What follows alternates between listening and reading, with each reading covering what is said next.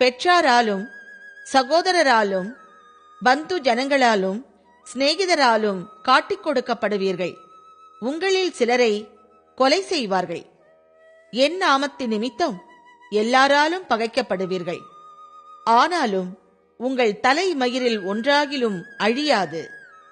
உங்கள் பொறுமையினால் உங்கள் ஆத்துமாக்களை காத்துக் கொள்ளுங்கள். எருசலேம் சேனைகளால் குழப்பப்பட்டிருப்பதை நீங்கள் காணும்போது அதன் அழிவு சமீபமாயிற்றென்று அறியுங்கள்.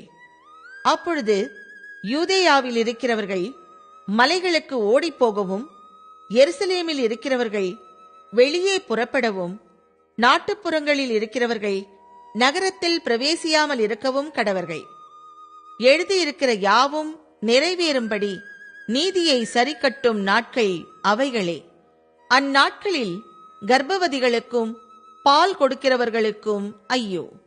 பூமியின் மேல் மிகுந்த இடுக்கணும், இந்த ஜனத்தின் மேல் கோபாக்கினையும் உண்டாகும்.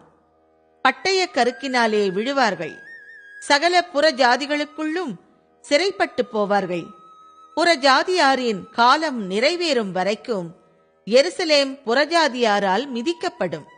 சூரியனிலும் சந்திரனிலும் நட்சத்திரங்களிலும் அடையாளங்கள் தோன்றும். பூமியின் மேலுள்ள ஜனங்களுக்கு தத்தளிப்பும் இடுக்கணும் உண்டாகும். சமுத்திரமும் அலைகளும் முழக்கமாயிருக்கும். வானத்தின் சத்துவங்கள் அசைக்கப்படும். ஆதலால் பூமியின் மேல் வரும் ஆபத்துகளுக்கு பயந்து எதிர்பார்த்திருக்கிறதுனால் மனுஷருடைய இருதயம் சோர்ந்து போம். அப்பொழுது மனுஷகுமாரன் மிகுந்த வல்லமையோடும் மகிமையோடும் மேகத்தின் மேல் வருகிறதை காண்பார்கள்.